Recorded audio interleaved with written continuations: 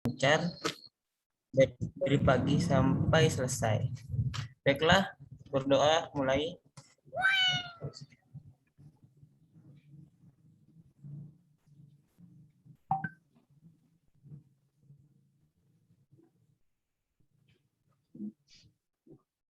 Berdoa selesai. Terima kasih, Bu. Baik, terima kasih kepada Pak Rosyid yang sudah memimpin doa pada pagi hari ini. Bapak Ibu sekalian, untuk materi yang akan saya sampaikan, saya sudah sharekan di classroom-nya. Jadi nanti kalau misalkan mau baca-baca atau mengingat lagi, silahkan nanti di-download ya di classroom-nya materinya. Saya mohon izin untuk share screen.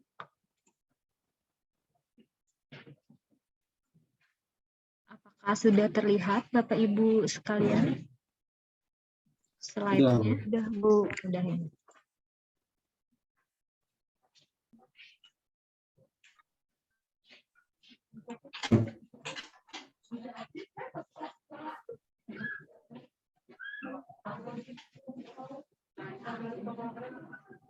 Oke, hari ini kita belajar tentang konsep dasar perawatan paliatif itu apa, dan perawatan paliatif itu sebenarnya apa sih gitu ya.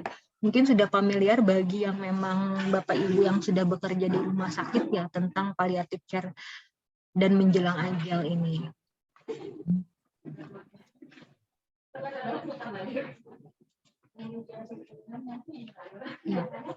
Kira-kira dari Bapak Ibu kalian sendiri ada yang udah ngerti nggak tentang palliative care itu membahas tentang apa kira-kira? Ada yang pernah tahu atau pernah mendengar gitu? Tentang palliative care, apakah ada yang pernah mendengar sebelumnya atau pernah tahu? Silahkan. Ya, silahkan Pak. Kalau saya sendiri sih masih belum pernah mendengar si paliatif, Bu. Baru Belum kali pernah ini. mendengar. Iya. Kalau yang lain, apakah pernah mendengar tentang palliative care gitu? Atau pernah berdinas di ruang hemato-onkologi mungkin? Belum ada ya? Oke. Jadi kalau palliative care itu biasanya pelayanan keperawatan yang kita berikan kepada orang-orang atau pasien-pasien dengan kondisi yang kronis maupun terminal, supaya kualitas hidup mereka itu tetap meningkat, tetap ada gitu ya, walaupun mereka tahu pada akhirnya mereka nanti akan meninggal. Jadi kebanyakan kan kalau orang-orang yang terdiagnosa kanker misalkan, itu pasti sudah tahu nih hidupnya bakalan meninggal gitu ya. Tapi bagaimana kita sebagai perawat itu tetap meningkatkan kualitas hidup mereka gitu ya. Walaupun misalkan apa yang kita lakukan itu bukan untuk menyembuhkan, tapi hanya untuk mempertahankan lama hidupnya gitu ya. Tapi diharapkan nanti ketika dia meninggal dalam keadaan yang tenang gitu, merasa nyaman seperti itu, terhindar dari nyeri dengan prosedur-prosedur seperti ada kemoterapi nanti kan. Nah itu kan sangat menyakitkan bagi mereka. Jadi bagaimana mereka dapat meminimalisir nyeri yang mereka dapatkan selama perawatan tadi yang penyakit-penyakit yang mereka derita. Jadi seperti itu yang untuk palliative care. Intinya adalah untuk meningkatkan kualitas hidup mereka selama mereka hidup gitu. Apa yang bisa kita lakukan. Kadang kan kalau ada orang yang sudah tahu dia misalkan penyakit yang terminal atau kronis, tiba-tiba pengen bunuh diri gitu ya, atau menyalahkan Tuhan. Makanya kita menghindari hal-hal tersebut supaya dia bisa meninggal dalam keadaan yang tenang, kemudian memahami bahwa kematian itu memang normal, memang pasti dialami oleh setiap makhluk hidup bagaimanapun caranya, entah dengan penyakit atau tanpa penyakit. Kita memberikan pemahaman hal itu melewati tadi perawatan paliatif. Pasti pada pasien-pasien dengan paliatif atau menjelang ajal tidak jauh-jauh dengan yang namanya kematian gitu ya. Kematian sendiri itu penghentian permanen semua fungsi tubuh yang vital ya. Semua organ tubuh yang vital itu seperti apa? Otak, kemudian denyut nadi, napas gitu ya, segala macam refleks itu tidak ada ketika seorang mati atau meninggal. Jadi fungsi tubuh yang vital itu akan hilang secara permanen. Kemudian tahapan kematian pada orang-orang tadi yang terdiagnosa dengan dia penyakit terminal ataupun dia kronik, itu pasti dia yang pertama kali ada tahap penolakan dulu, atau kita sebut denial gitu ya, bahwa kenapa nih kok aku bisa gitu loh, kok aku bisa kena penyakit HIV/AIDS, padahal aku nggak pernah ngapa-ngapain, misalkan seperti itu. Berarti pertama kali ada penolakan dulu. Kemudian baru ada marah, entah itu menyalahkan diri sendiri, Tuhan, ataupun orang-orang yang ada di sekitarnya yang mungkin dia anggap itu menimbulkan atau menyebabkan dia menderita hal tersebut.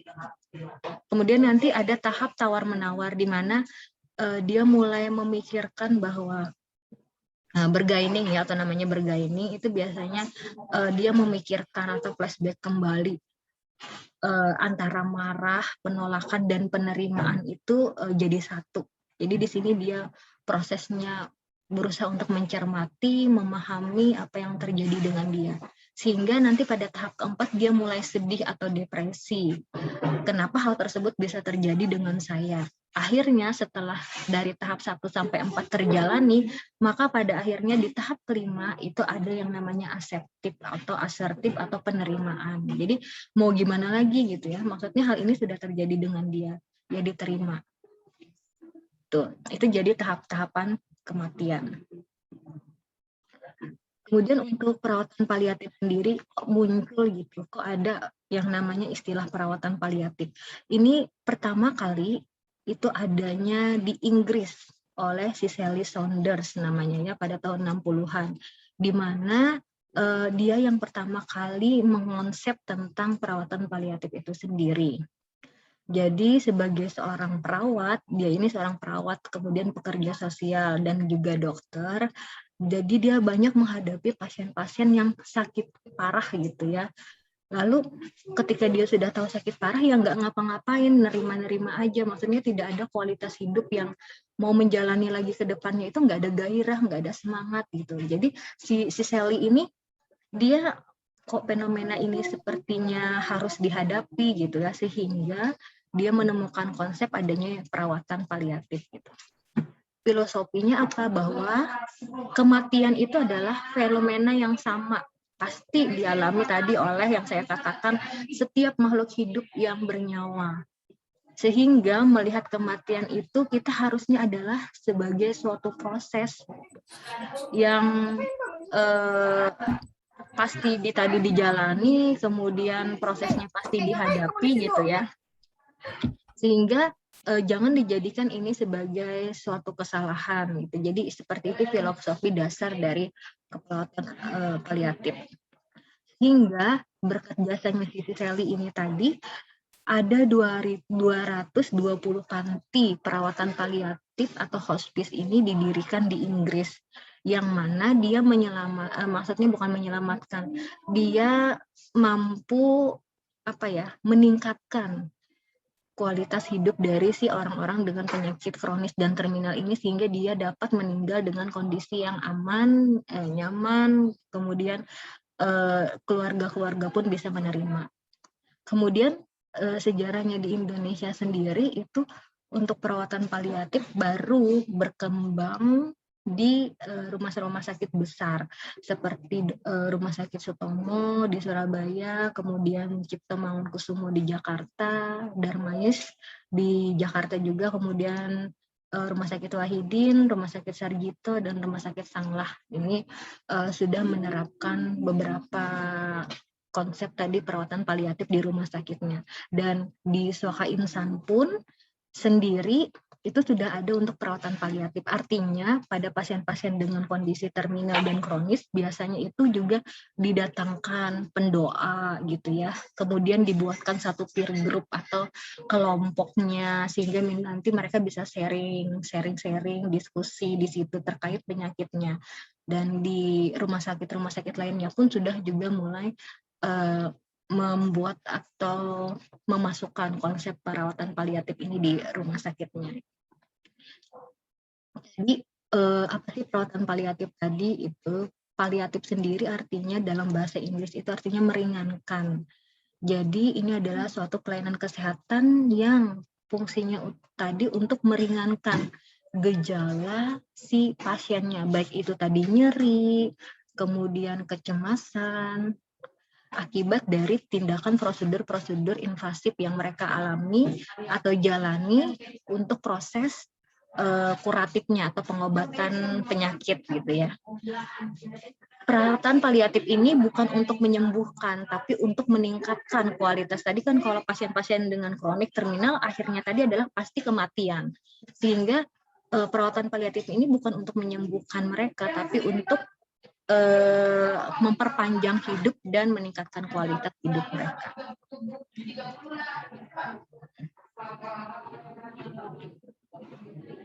Oke, kebijakan yang mengatur tentang perawatan paliatif ini di Indonesia sudah ada, yang mana itu diatur oleh Menteri Kesehatan nomor 812/Menkes/SK nomor 7 tahun 2007. Jadi sudah diatur untuk kebijakan perawatan paliatifnya. Dan tren itu yang berkembang di keperawatan paliatif itu apa gitu.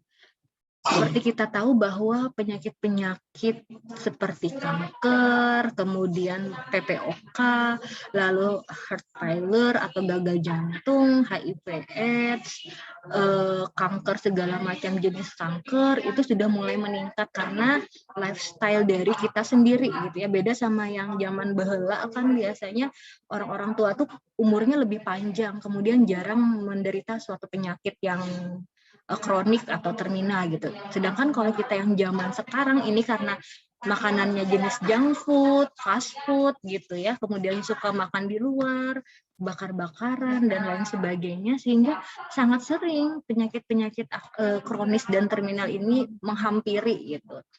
Jadi perlu adanya perawatan paliatif di samping dari tadi kegiatan promotif, preventif, kuratif, dan rehabilitatif.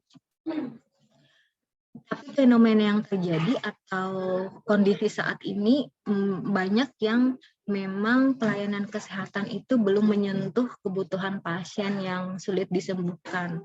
Tadi ada memang beberapa penyakit, beberapa rumah sakit yang sudah menerapkan prinsip palliative care, tapi ada juga masih yang belum gitu ya. Jadi harusnya rumah-rumah sakit itu sudah menerapkan hal tersebut. Masyarakat menganggap bahwa perawatan paliatif itu hanya untuk pasien dalam kondisi terminal yang akan segera meninggal. Jadi pemikirannya masih yang konsepnya itu kalau yang dilakukan perawatan paliatif itu pasti orang-orang yang mau meninggal gitu. Padahal sebelum itu pun dengan kondisi penyakit yang kronis pun harusnya sudah mulai dilakukan perawatan paliatif. Tujuannya apa? Yang pertama adalah kita melakukan perawatan paliatif, mengurangi penderitaan pasien, memperpanjang hidupnya, kemudian meningkatkan kualitas hidup dan support keluarga atau family center care-nya di sini ditingkatkan. Kemudian ketika pada akhirnya nanti pasien-pasien dengan terminal itu meninggal, yang terpenting adalah sebelum meninggal itu dia sudah siap bahwa meninggal itu pasti kondisi yang akan dia alami. Jadi dia akan siap secara psikologis dan spiritual. Jadi perawatan paliatif itu merangkum atau melingkupi hal tersebut. Jadi pasiennya kalau sudah tahu dia terdiagnosa penyakit kronik ataupun terminal, dia tidak akan stres kalau kita lakukan perawatan paliatif. Kemudian kita akan menyentuh dari sisi psikologisnya. Kalau fisiknya kan mungkin akan diobati oleh yang medis gitu ya. Tapi sisi psikologis dan spiritual di sini melalui perawatan paliatif itu akan terjamah atau tersentuh ke pasien-pasiennya. Kemudian untuk yang tren dan isunya yang berkembang adalah untuk perawatan paliatif ini sendiri. Jadi di rumah sakit sendiri itu ada yang namanya hospital care, yang mana pasiennya itu nggak harus stay di situ lama dalam kondisi lama, takutnya nanti akan ada efek hospitalisasi untuk pasiennya ya. Jadi kalau di rumah sakit sendiri nanti dia ada hospital care-nya, baik itu di poli, rawat singkat atau rawat inap gitu. Jadi tidak perlu yang melakukan perawatan dalam jangka waktu lama. Kemudian ada home care juga untuk tren dan isunya. Jadi sekarang yang berkembang adalah perawatan di rumah supaya pasien merasa nyaman gitu. Misalkan walaupun dia dengan kondisi penyakit kronik dan terminal, dia tetap bisa gitu ya, tetap bisa dirawat di rumah bersama dengan keluarga, atau perawat yang ada di rumah sakit itu bisa memberikan pelayanan ke rumah si pasien sendiri tanpa si pasiennya harus datang ke rumah sakit gitu. Itu home care. Kemudian yang hospice care ini biasanya suatu layanan yang dibuat dengan menyerupai seperti kondisi di rumah, namun tindakan-tindakan medis itu bisa dilakukan di situ. Jadi seperti apa ya, kayak dia itu mendirikan suatu layanan di situ ya, yang kondisinya bukan seperti rumah sakit tapi seperti yang dia di rumah gitu. Tapi tindakan-tindakan medis itu bisa dilakukan di situ. Kalau bedanya dengan home care tadi kan, kalau home care itu perawatnya yang mendatangi ke rumah gitu. Kalau hospital care pasiennya yang datang ke rumah sakit tapi tidak dilakukan perawatan yang panjang gitu. Kalau hospice care ini di tengah-tengahnya, jadi ada pelayanan yang di mana di situ bisa melakukan tindakan medis, kemudian suasananya itu tidak seperti di rumah sakit, tapi seperti di rumah. Kemudian ada praktek bersama atau tim atau kelompok perawatan paliatif. Kemudian kalau misalkan tren dan isu yang di perawatan KMB misalkan, kalau pasien-pasiennya dengan yang penyakit-penyakit kronik itu biasanya kayak misalkan kanker payudara, ya, kan ada perawatan lukanya. Biasanya prinsipnya itu untuk tren dan isunya adalah yang perawatan luka lembab atau moisturizer biasanya di situ ya. Jadi banyak tren dan isu yang bisa diterapkan untuk perawatan paliatif. Bagaimana prinsip dan legal dalam perawatan paliatif ini?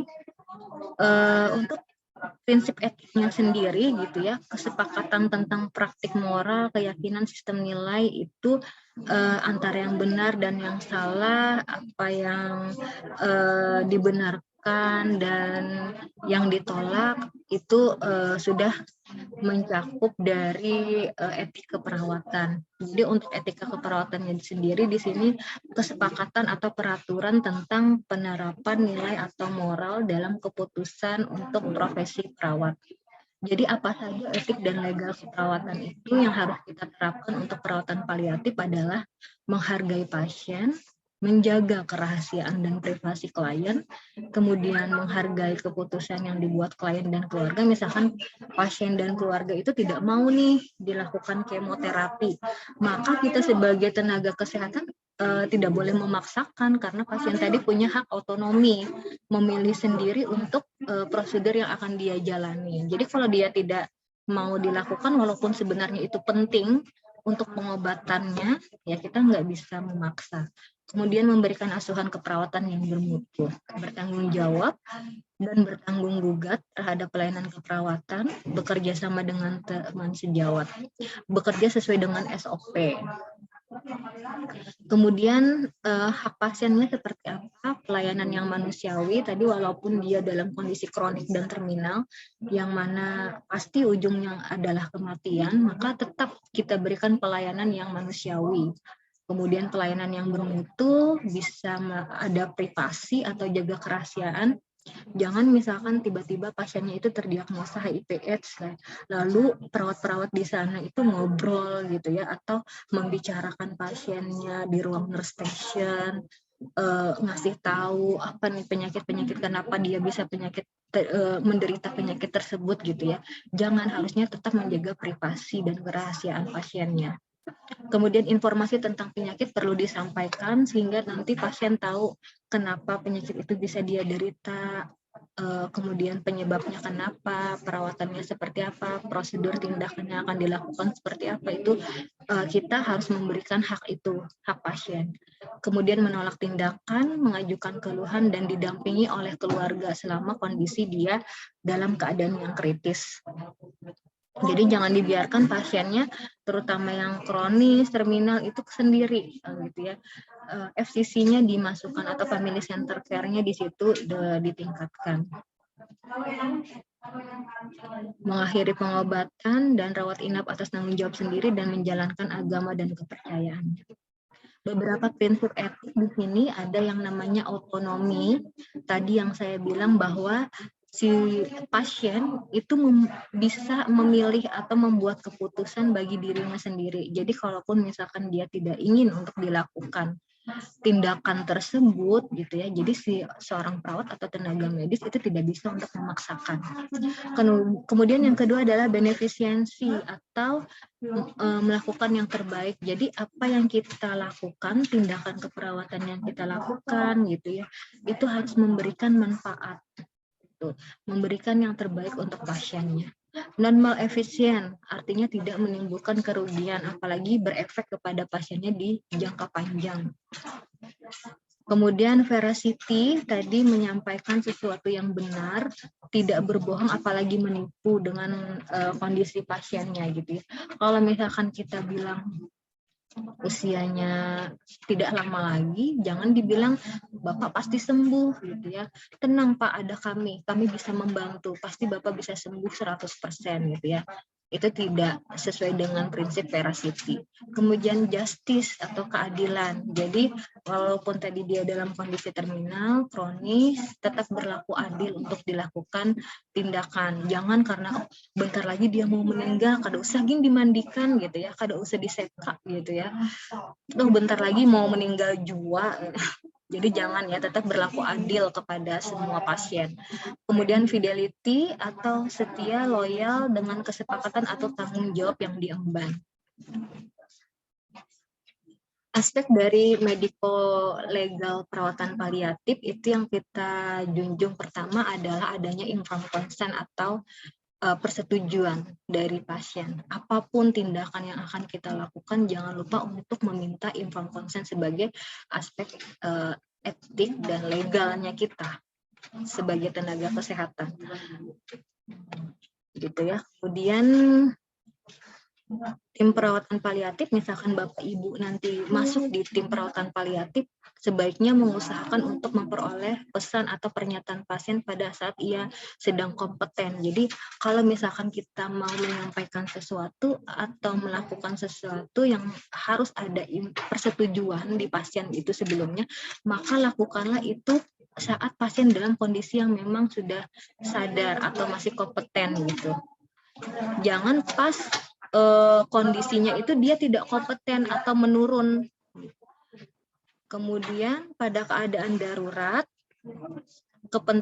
untuk kepentingan terbaik pasien, biasanya tim perawatan paliatif itu dapat melakukan tindakan sesuai dengan kondisinya. Tadi kalau misalkan pasiennya sudah turun gitu ya, turun tingkat kesadarannya, kemudian tidak ada yang bisa kita minta informed consent gitu ya, kita bisa melakukan, tapi dalam tanda kutip pada keadaan darurat gitu. Kita bisa langsung melakukan intervensi yang terbaik untuk pasiennya itu seperti apa. Tapi tadi diharapkan kalau misalkan sebelum kondisi pasien turun, itu sudah minta persetujuan sebelumnya. Kemudian proses resusitasi atau tidak resusitasi pada pasien paliatif. Tadi kan kalau misalkan dia jatuh pada kondisi yang sudah tidak kompeten tadi, maka pasti tindakan medis yang dilakukan adalah melakukan do or not resusitasi gitu ya. Jadi keputusan untuk dilakukan atau tidak dilakukan resusitasi itu dapat dibuat oleh pasien sendiri ketika dia kondisinya masih kompeten atau masih sadar gitu ya, atau oleh tim perawatan paliatif sendiri. Kalau kondisinya ini bisa dilakukan resusitasi atau tidak resusitasi, baiknya diinformasikan sebelumnya tadi pada pasien atau keluarga sebelum dia memasuki perawatan paliatif. Harus dikasih tahu sebelumnya informasinya ini. Tim perawatan paliatif dapat melakukan atau membuat keputusan untuk tidak melakukan resusitasi apabila misalkan pasien berada pada tahap kondisi terminal dan tidak akan kita tahu bahwa penyembuhan itu tidak bisa dilakukan lagi. Atau misalkan seperti kondisi eutanasia seperti itu ya, misalkan keluarganya sudah pasrah atau menyerah bahwa ya sudah ventilatornya dicabut aja, toh dia tidak akan sepertinya kondisinya seperti itu aja gitu, tidak akan membaik bahkan drop gitu. Maka keputusan untuk tidak melakukan resusitasi itu boleh dengan kondisi-kondisi yang seperti tadi. Sudah ada persetujuan dari keluarga, kemudian keluarga sudah menyetujui hal ini, dan melihat dari kondisi pasien yang terus menurun secara drastis, maka boleh tidak dilakukan hal ini. Kemudian perawatan pasien paliatif di ICU biasanya sesuai dengan ketentuan dalam menghadapi tahap terminal. Biasanya tim perawatan paliatif di ICU ini harus mengikuti pedoman penentuan kematian batang otak atau pengertian peralatan life supporting-nya. Dilema yang sering terjadi adalah misalkan contoh dalam hal kendali nyeri biasanya. Kita kan tujuannya untuk memberikan kendali nyeri ini kenyamanan untuk pasiennya sendiri, kemudian perbaikan kualitas hidup. Proses kematian itu lebih mudah apabila pasien bebas dari nyeri, gitu ya. Biasanya kenapa kita tidak melakukan pemberian obat untuk penurun nyeri ini karena adanya efek samping, kemudian takutnya ada penurunan tingkat kognisi atau kesadaran dari pasien, kemudian ketakutan akan ketergantungan. Misalkan kayak morfin dan teman-temannya itu, misalkan kita kan fungsinya itu tujuannya tadi untuk meningkatkan kenyamanan pasien supaya pasien tidak nyeri dengan kondisinya, tapi beberapa pertimbangan yang harus kita perhatikan bahwa satu, takut efek samping obatnya, kemudian takut akan ketergantungannya. Jadi dilema-dilema ini juga sering terjadi di perawatan paliatif. Kemudian kemoterapi, biasanya kan kita berpikir bahwa dengan diberikan kemoterapi itu mampu untuk memperpanjang hidup pasiennya, kemudian meningkatkan kualitas hidup. Dipersepsikan oleh si pasien itu atau kita sendiri sebagai tenaga kesehatan bahwa kita sudah melakukan yang terbaik untuk tadi memperpanjang hidup dari si pasiennya sendiri. Tapi kadang-kadang dilemanya adalah dengan diberikan kemoterapi itu pasti ada efek sampingnya, seperti menurunkan jumlah sel darah, meningkatkan resiko infeksi maupun pendarahan pada pasien sendiri. Kemudian menimbulkan sakit, tidak nyaman, dan efek-efek lainnya. Jadi ini juga jadi dilema gitu. Yang satu sisi kita mau memperbaiki, meningkatkan kualitas, tapi di sisi lain kita juga menimbulkan efek samping akan tindakan ini. Ya. Sama juga seperti pemberian nutrisi atau hidrasi, bisa misalkan pemberian cairan IV atau NGT gitu ya.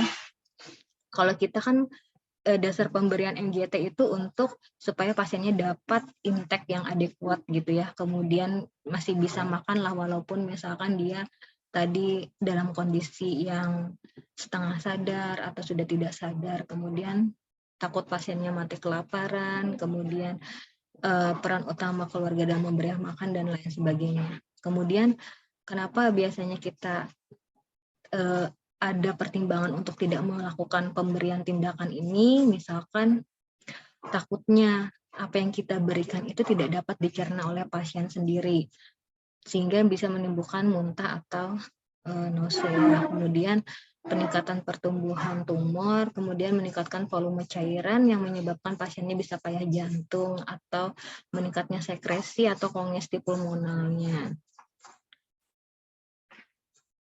Bisa meningkatkan pengeluaran urin dan kematian lebih nyaman dan alamiah kalau misalkan tidak dipasangkan alat-alat seperti itu tadi, misalkan tidak usah diberi NGT dan lain sebagainya supaya pasiennya merasa nyaman.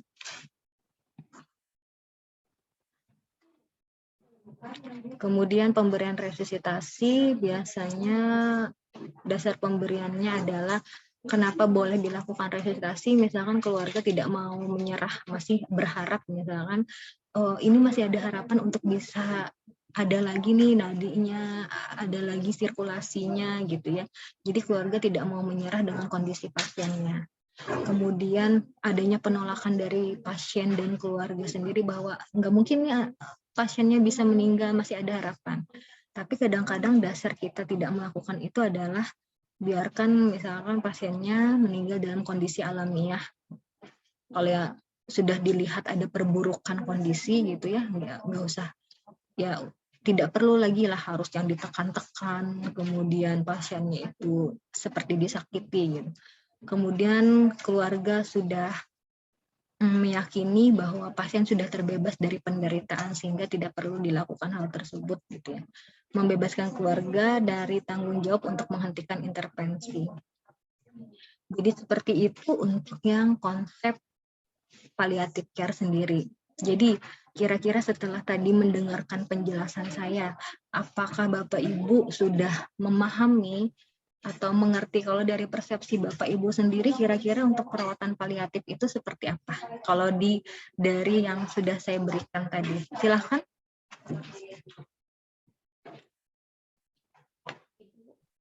Ya, silahkan Bu Esteri Yesiana ya.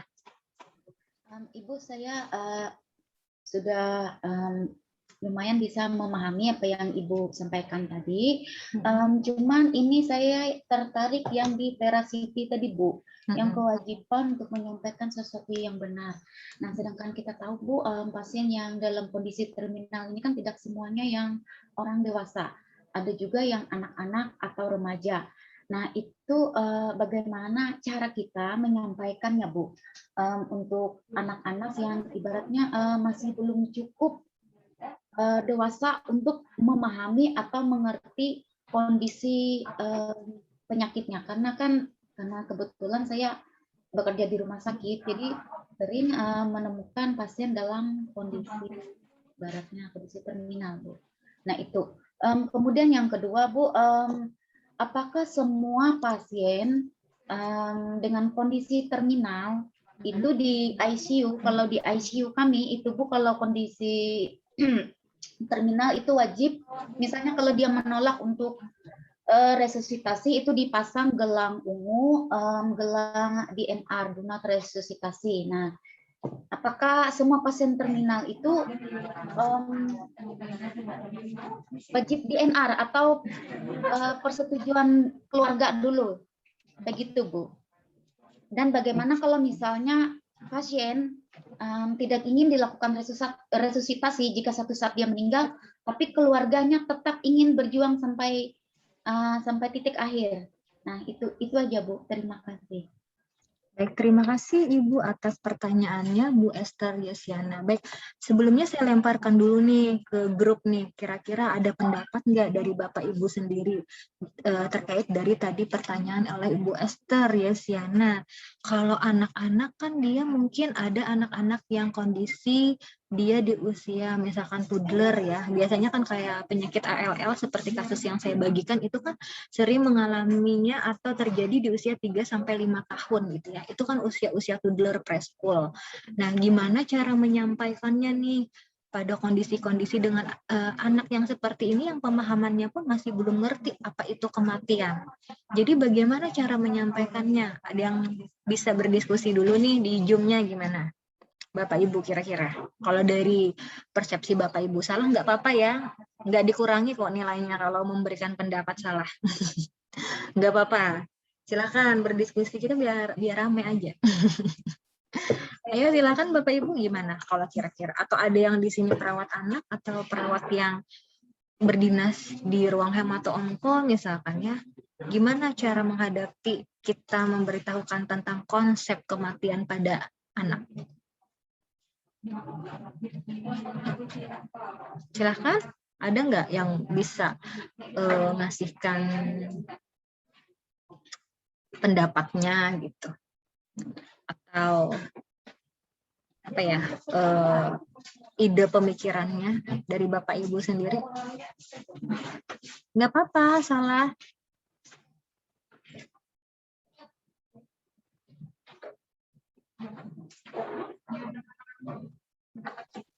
Ibu.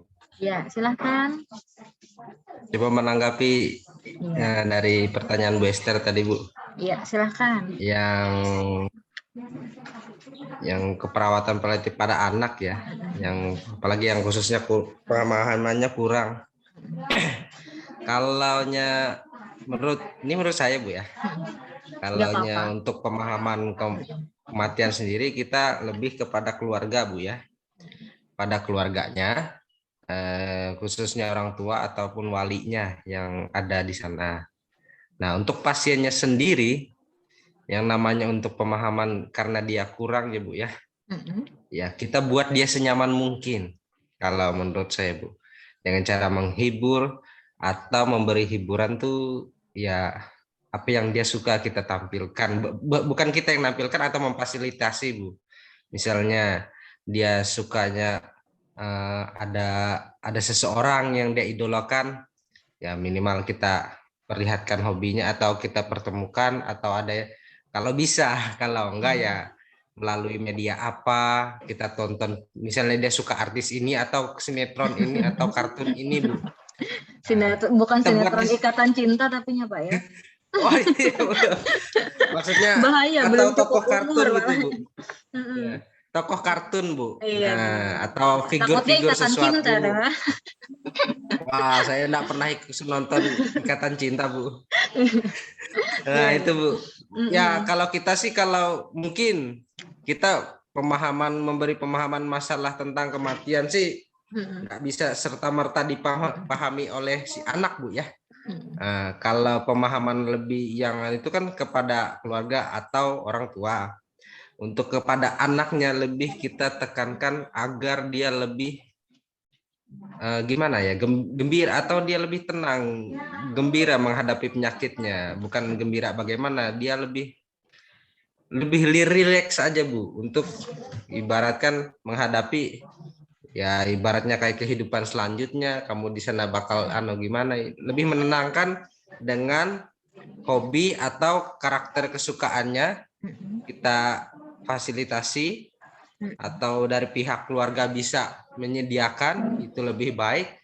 Yang pasti dukungan orang tua untuk membuat si pasien lebih nyaman, rileks aja Bu. Kalau kita mengharapkan pengertiannya, apalagi ini anak nih belum mengerti, ya kita lebih, kalau menurut saya sih mengarah membuat si anak rileks Bu, atau lebih nyaman, bahagia, menerima keadaannya, tapi dia masih bisa tersenyum lah paling enggak Bu, kalau bisa. Ya lebih nyaman aja gitu Bu. Kurang lebih seperti itu Bu. Baik, Terima kasih Bu. banyak Pak. Ada lagi kira-kira yang mau menyampaikan pendapatnya atau pemikirannya, kira-kira gimana nih? Atau yang sudah punya anak, kira-kira gimana pandangannya atau pendapatnya? Dari ibu-ibu nih belum suaranya. Kalau ibu-ibu nih biasanya ini nih. Gimana Bu Ibu?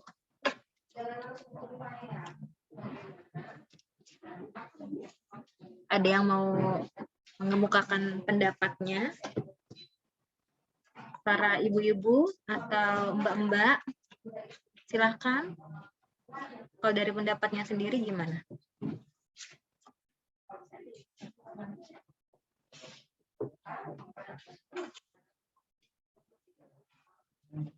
Ada yang mau menyampaikan pendapatnya?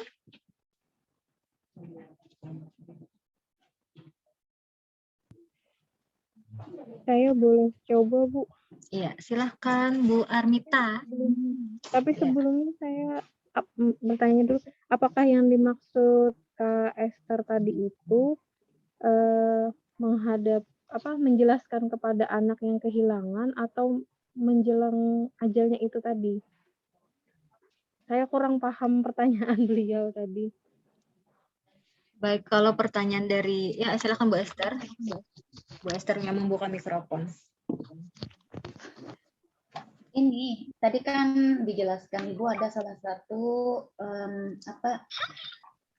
prinsip-prinsip dari perawatan paliatif tadi, yaitu veracity, kewajiban kita untuk menyampaikan sesuatu yang benar.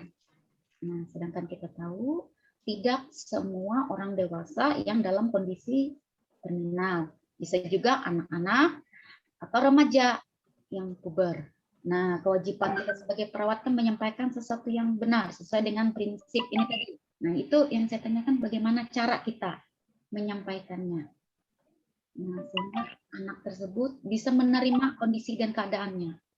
Ambil contoh, misalnya anak yang dibilang ibu tadi dengan leukemia. Pengobatan leukemia kan tidak singkat, pasti lama. Ada kemoterapi, ada ini, ada itu. Tentu sang anak akan bertanya, kenapa kondisi saya berbeda dengan teman-teman saya? Nah, kan seperti itu dia. Kenapa saya berobat terus-menerus? Nah, ini kan salah satu peran kita sebagai perawat untuk menjelaskannya tadi. Itu yang ingin saya tanyakan. Terima kasih. Mungkin saya menambahkan seperti yang yang dijelaskan Kak Febru tadi. Ini menurut saya, karena saya sendiri belum pernah dinas di rumah sakit, karena selama ini saya cuma di puskesmas, mungkin lebih kepada menjelaskan dengan bahasa yang mudah dipahami oleh anak tersebut.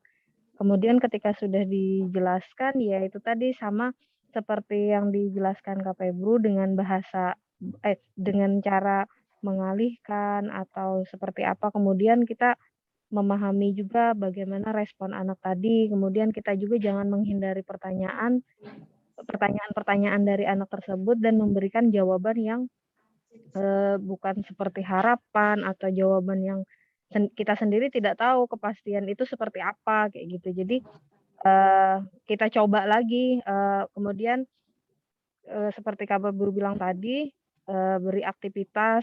Kalau memang itu nanti berlanjut, anak itu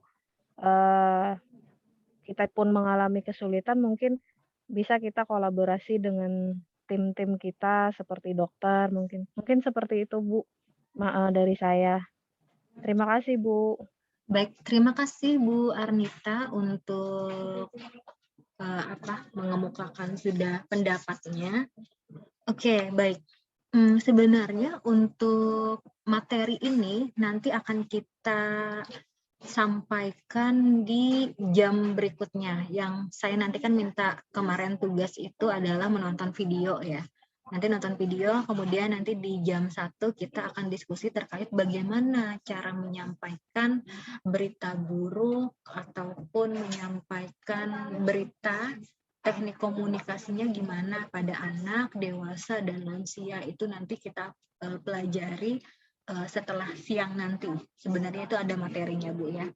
Kemudian tapi secara garis besarnya misalkan pada anak ya, kita lihat dulu ini tahapannya. Kondisi anak ini kan ada tahapan bayi, toddler, preschool, school, dan adolescent atau remaja gitu ya.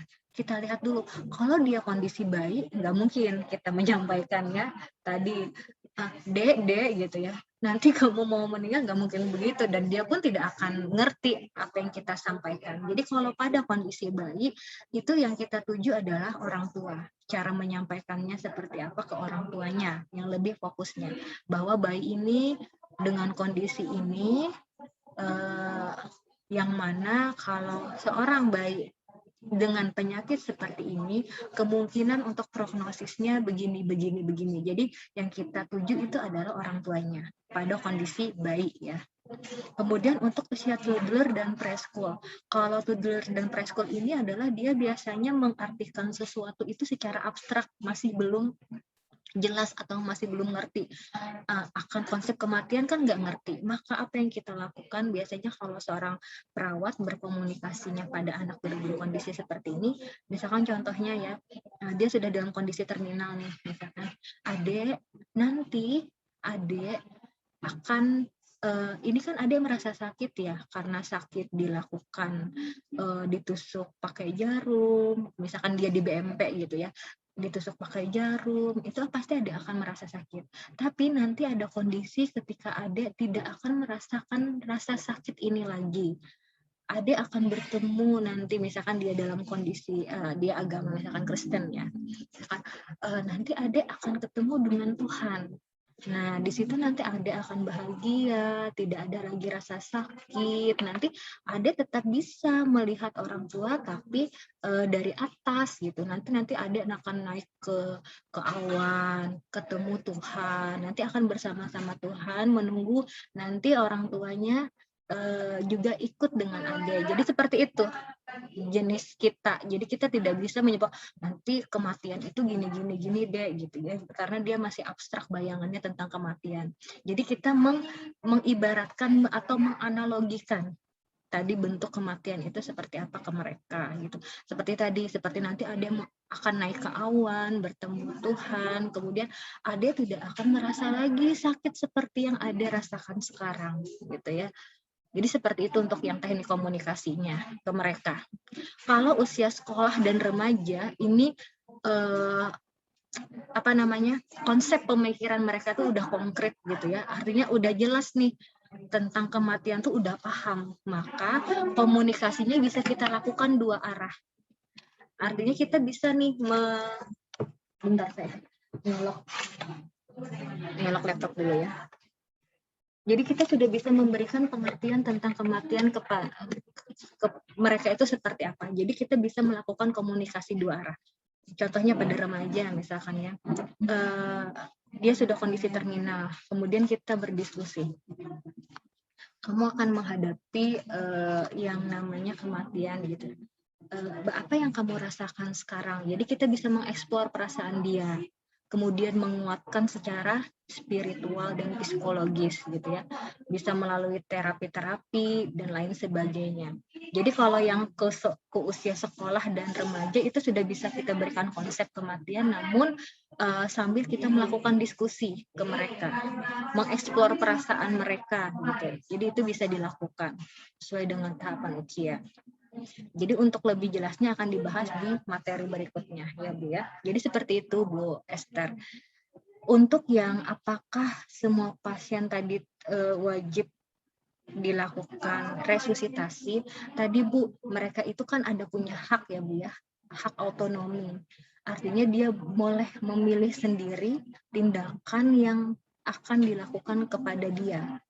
Kalau udah kondisi pasiennya tadi dalam kondisi kompeten, masih sadar, maka sebelum ini kita misalnya tiba-tiba pasiennya masuk ruang ICU tapi dia masih sadar gitu ya, maka perawatan paliatif itu bisa menjelaskan nanti tindakan-tindakan apa aja yang mau dilakukan ke pasiennya. Salah satunya misalkan ketika bapak atau ibu dalam kondisi yang tidak sadar ataupun sudah menghadapi kondisi kegawatan, misalkan akan dilakukan tindakan resusitasi. Resusitasi itu adalah begini. Nah, minta persetujuan dari mereka sebelumnya seperti apa, gitu ya. Kalau saya nggak mau, gitu ya, saya tidak mau, itu menyiksa, saya merasa sakit, gitu ya. Tidak, berarti kita sebagai seorang perawat di sana, perawat ruang ICU tidak boleh melakukan hal itu, minta tanda tangan ke pasiennya, inform konsen bahwa dia tidak mau dilakukan resusitasi.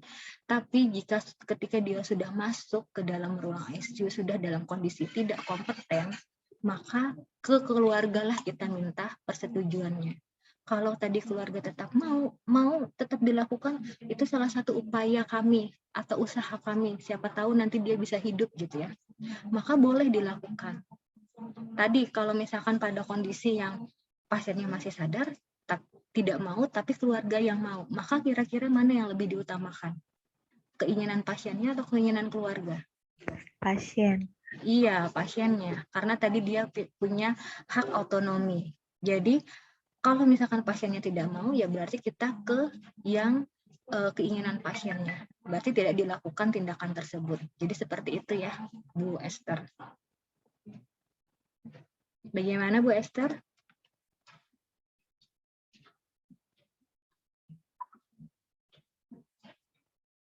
Ya Bu, terima kasih Bu sudah mulai bisa memahami dan sudah mulai menyatu dengan materi Ibu, sudah bisa menyatu bersatu gitu Bu. Asal asal jangan menempel ya.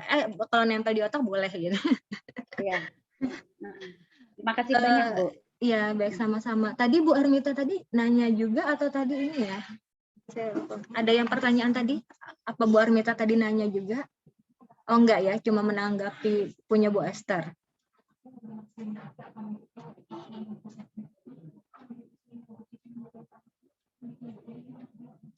Apa hanya menanggapi tadi ya, tidak ada pertanyaan? Ada lagi yang mau? Tidak, Bu. Ganti aja tadi, tambahkan sedikit. Iya. Ada lagi yang mau bertanya?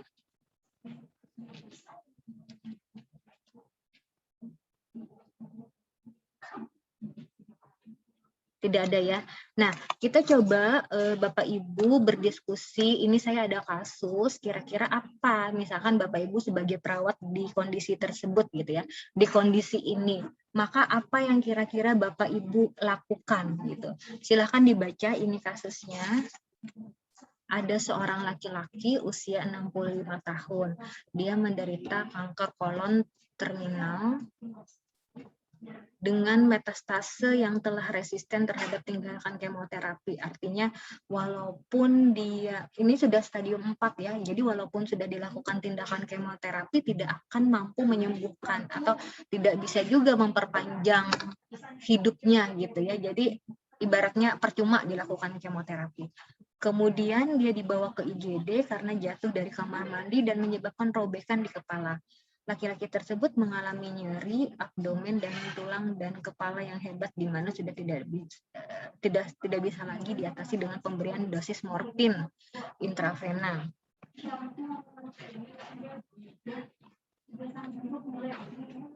Hal ini ditunjukkan dengan adanya rintihan ketika istirahat dan nyeri bertambah hebat saat laki-laki itu mengubah posisi. Walaupun klien tadi tampak bisa tidur, namun ia sering meminta diberikan obat analgesik. Kondisi klien semakin melemah dan mengalami sesak yang tersengal-sengal hingga mutlak membutuhkan bantuan oksigen, dan berdasarkan diagnosis dokter, klien maksimal hanya dapat bertahan selama 1 hari.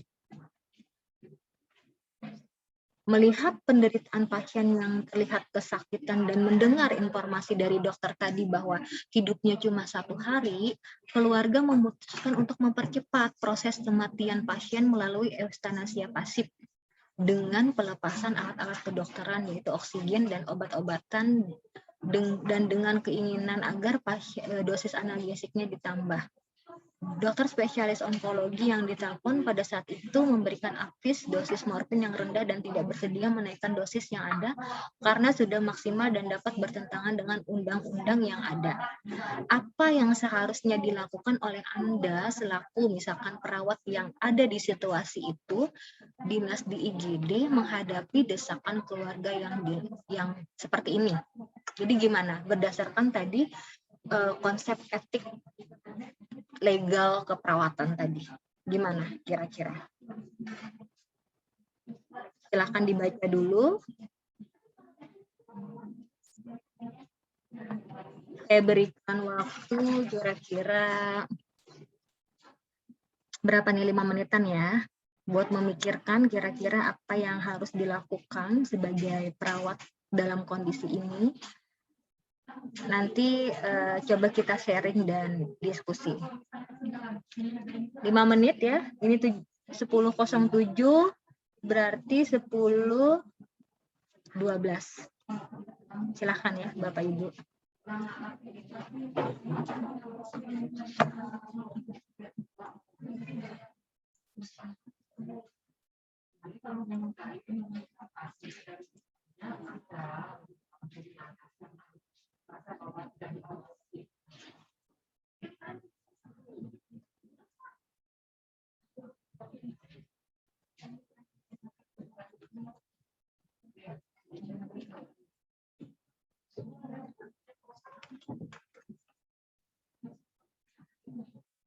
Ya, kenapa?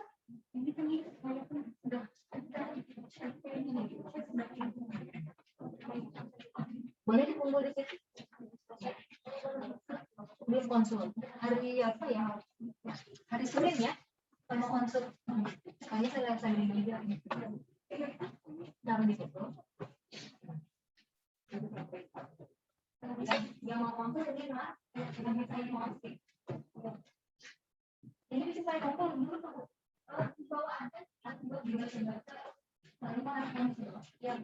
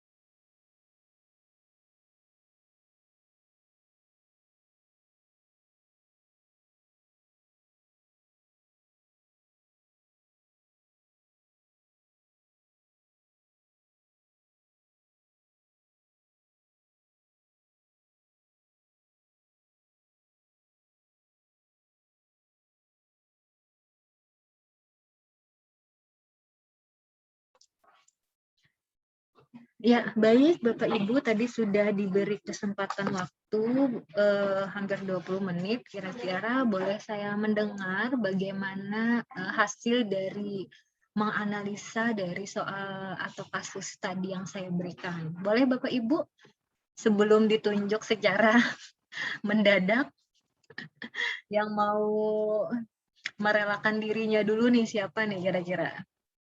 Kalau ditunjuk mendadak kan itu ini ya kurang etis ya. Silakan yang mengajukan dulu, siapa mau.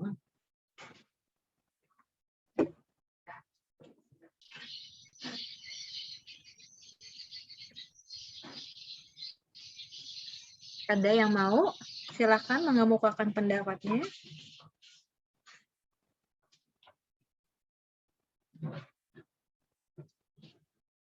Boleh?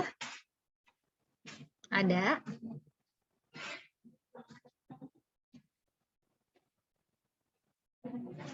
Saya coba-coba ya. Iya, boleh. Saya coba menjawab ya, Bu. Enggak berkurang kok Bu nilainya. Atau Bu Olivia ini salah gitu ya. Enggak. Kita saling sharing aja, diskusi. Iya. Silakan Bu.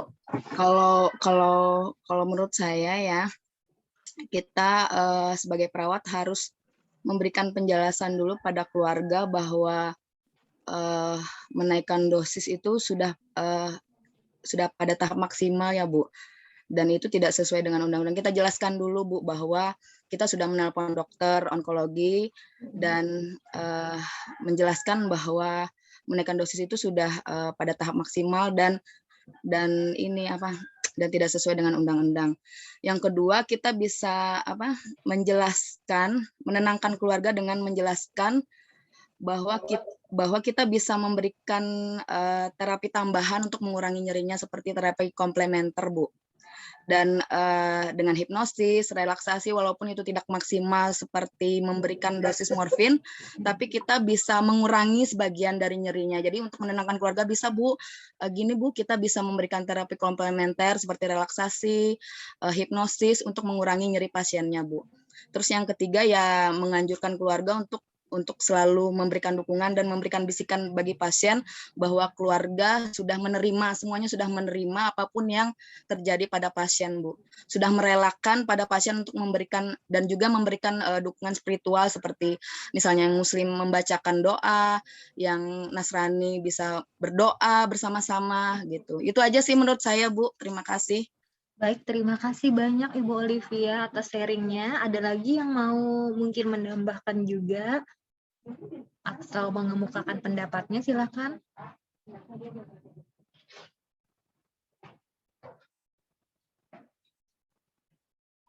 Kira-kira kalau Anda di kondisi seperti ini, perawat yang ada di situ gimana kira-kira? Tindakannya ini dilema ya. Yang satu pengen ini, yang satu pengen ini nih. Jadi kira-kira apa nih jalan tengahnya kalau menurut dari analisa Bapak Ibu? Iya, Kak Esther yang di GD, silahkan. Bisa ya melempar gitu ya. Jadi tumbal nih Bu Esther.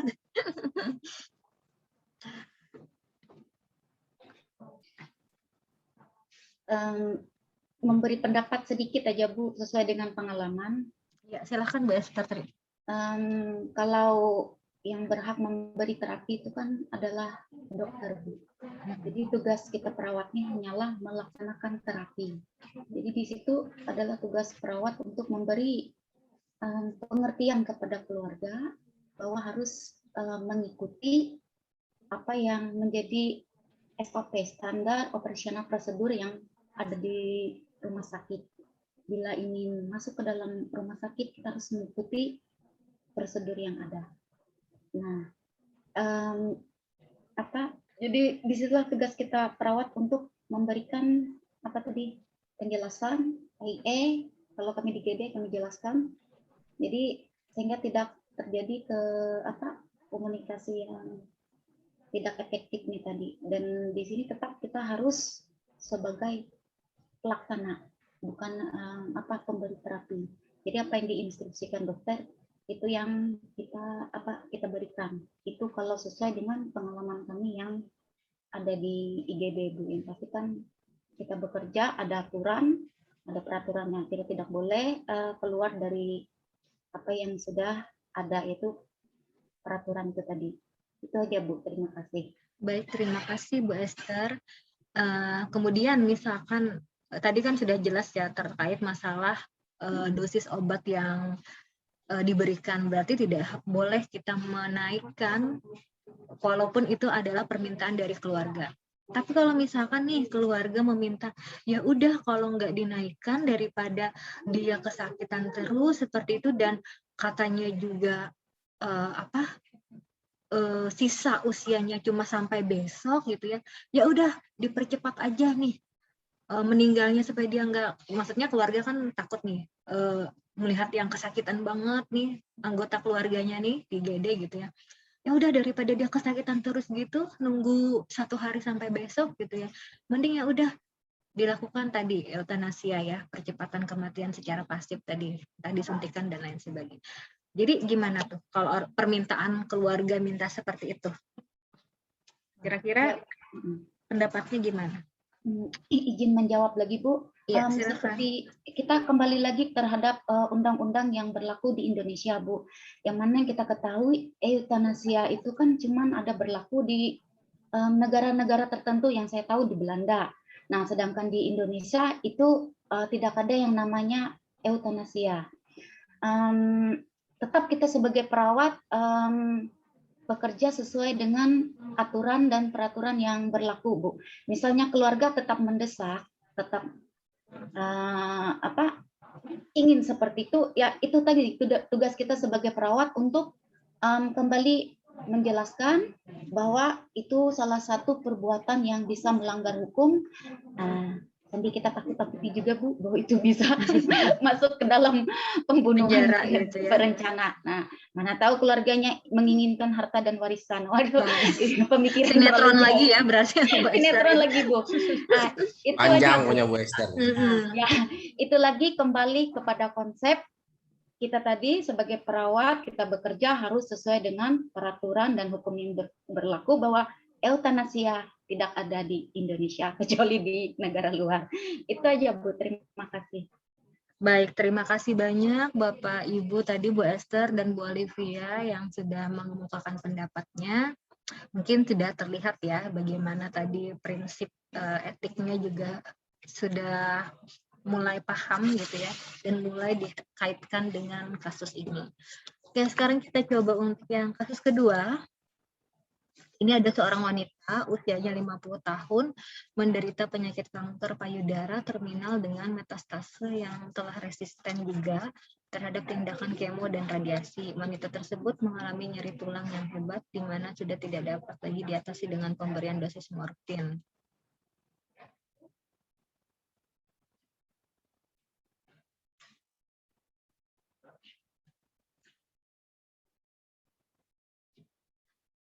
Ya udah hampir sama yang ini ya pertanyaannya.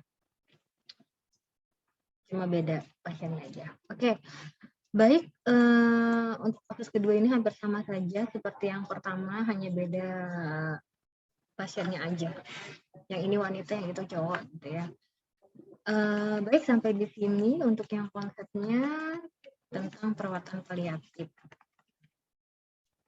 Sebelum kita masuk ke sesi pemahaman terhadap video terkait komunikasi dalam penyampaian berita buruk, kemudian penyampaian dan komunikasi terkait dengan prinsip komunikasi dalam perawatan paliatif, ada lagi yang mau ditanyakan dulu Bapak Ibu? Nanti untuk linknya ada di Google Classroom yang sudah dibagikan ataupun di grup ya. Silahkan linknya nanti diklik di situ, 2 video. Nanti kita diskusi. Nanti ini yang sudah per kelompok ya. Per kelompok yang saya bagikan kan ada 4 kelompok. Nanti silahkan didiskusikan sesuai dengan kelompoknya tadi. Yang kelompok yang sudah saya berikan. Kemudian untuk yang materi-materi ini sudah saya masukkan juga di Classroom, silahkan nanti dibaca dan dipahami. Ya. Ada lagi yang mau ditanyakan Bapak Ibu?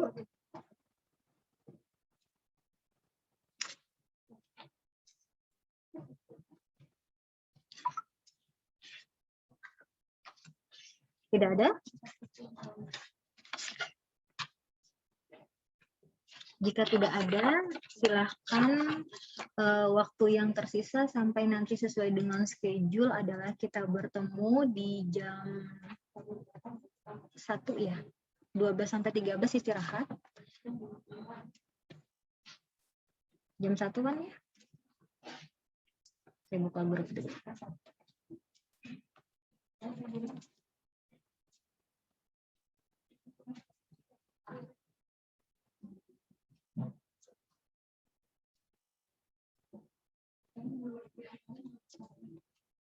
Ya, kita bertemu lagi nanti di jam 13.00 sampai 15.00 untuk berdiskusi terkait video yang sudah Bapak Ibu tonton dan hasil diskusi kelompok seperti apa. Gitu ya. Baik, terima kasih untuk perhatiannya Bapak Ibu sekalian. Semoga apa yang saya berikan bermanfaat. Dan sebelum kita menutup dan bertemu lagi di jam 1 nanti, boleh kita mau tutup dengan doa atau nanti doanya di jam 3? Atau nanti doanya di jam 3 aja berarti ya. Baik, sampai ketemu lagi di jam 1 setelah makan siang ya. Ya, Bu. Baik. Silakan Ya, Bu. Bapak Ibu boleh leave dari ruang Zoom-nya. Baik, Bu. Terima kasih.